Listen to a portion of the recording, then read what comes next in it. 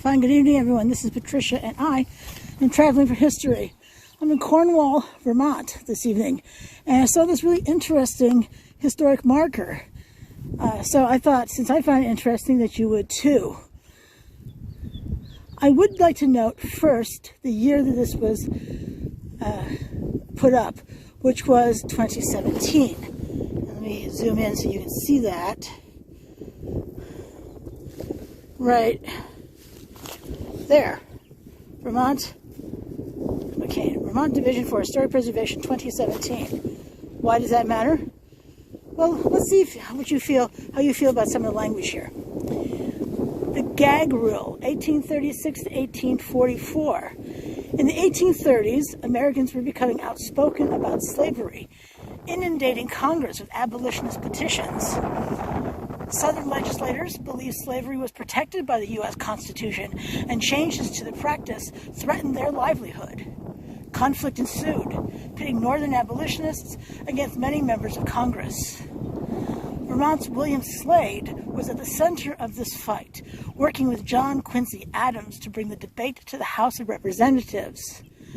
A resolution passed in 1836 instituted a quote-unquote gag rule, the first instance of a practice forbidding the House from considering anti-slavery petitions.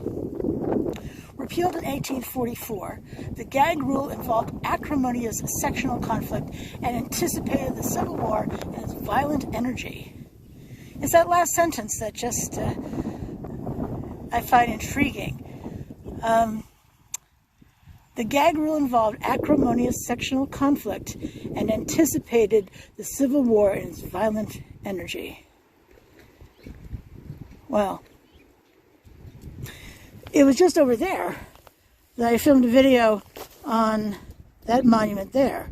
Cornwall remembers the American Civil War. Interesting. Now, sometimes the other side of these historic markers are the same, but actually it's about Thomas Slade himself. So let's go, and I'll read that to you as well.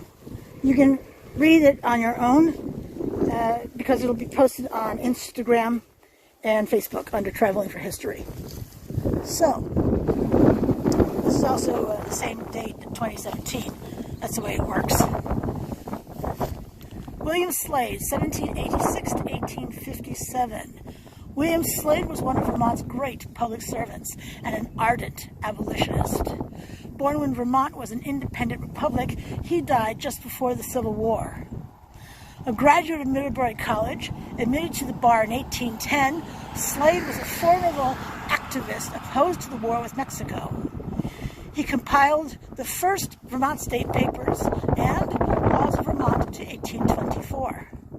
The centerpiece of his career came when he was elected to Congress on the Anti-Masonic ticket in 1831 and was re-elected as a Whig. A strong proponent of public education, Slade advanced a program of education reform during his term as Vermont's 17th governor. He was corresponding secretary of the Board of National Popular Education, which he co-founded with Catherine Beecher. Fascinating. Anyway, I thought you'd find this as interesting as I had never heard of the gag rule.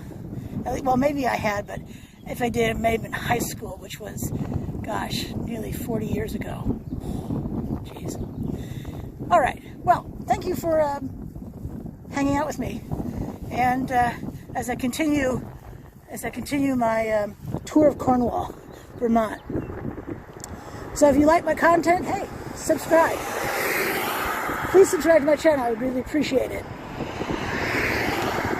And until I see you again, which is likely the next day, likely tomorrow, you have a great evening. Thanks for watching. Bye.